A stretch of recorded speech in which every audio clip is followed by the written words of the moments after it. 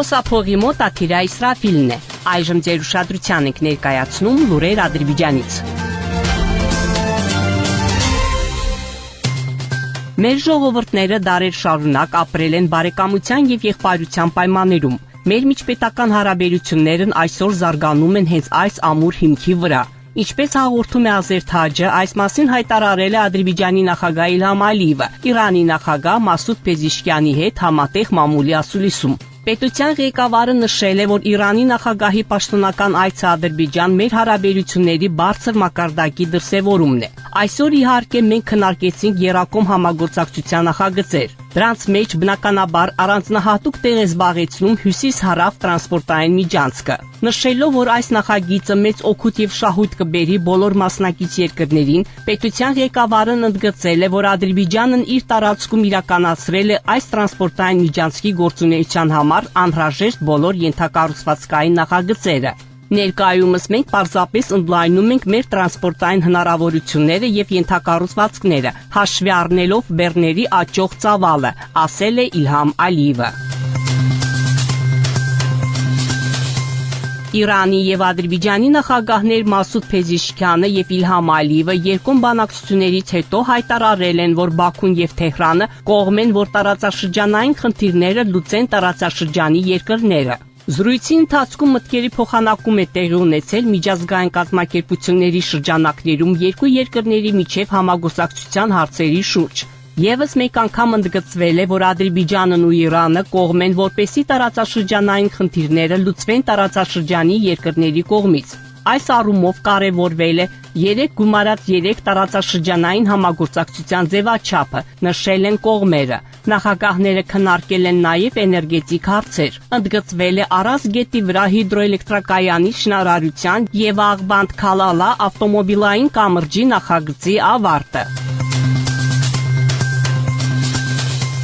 Իրանը ձգտելու է Ադրբեջանի հետ ռազմավարական հարաբերություններ կառուցել բոլոր ոլորտներում։ Այս մասին հայտարարել է Իրանի նախագահ Մասուդ Փեզիշքյանը Ադրբեջանի նախագահ Իլհամ Ալիևի հետ համատեղ մամուլի ասուլիսում։ Նա նշել է, որ երկու երկրները կարող են ինքնուրույն լուծել իրենց խնդիրները բանակցությունների միջոցով։ Մենք կարող ենք ամրապնդել մեր հարաբերությունները որպես տարածաշրջանի երկրներ, միմյանց տարածքային ամբողջականության նկատմամբ փոխադարձ հարգանքով։ Մենք կարող ենք բացել ճանապարհներ եւ ֆինանսական ուղիներ։ Այսպիսով մենք կօգնենք միմյանց։ Մեր արտադրողները կարող են համատեղ աշխատել։ Մենք չպետք է թույլ տանք, որ ուրիշները տարաձայնություններ մտցնեն մեր միջև, ասել է Փեզիշքյանը։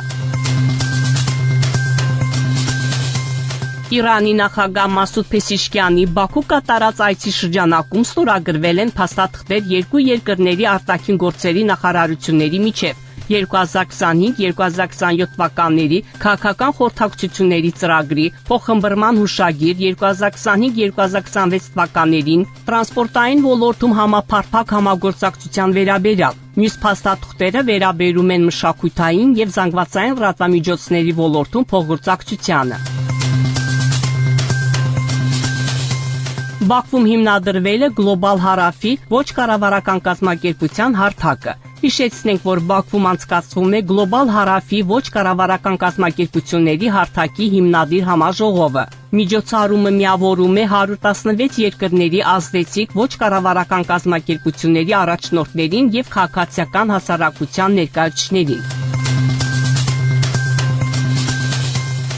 Բաքվի ռազմական դատարանում դատական նիստում ուսումնասիրվել է Հայաստանի Հանրապետության նախկին նախագահ Սերժ Սարգսյանի կողմից Շուշայի շրջանի օկուպացիայի վերաբերյալ տեսանյութը։ Ինչպես հաղորդում է Ազերթաջը, Սարգսյանը նշել է Շուշայի գործողության մեծ կարևորությունը։ Նրա խոսքով այս գործողության նշանակությունն այնքան մեծ էր, որ Ռոբերտ Քոչարյանն անձամբ մասնակցել է դրան։ Նշենք, որ Բաքվում շարունակվում է Հայաստանի մի խումբ քաղաքացիների դատավարությունը, որոնք մեղադրվում են խաղաղության եւ մարդկության դեմ հանցագործությունների, ռազմական հանցագործությունների, ներառյալ ագրեսիվ պատերազմ վարելու, ցեղասպանության,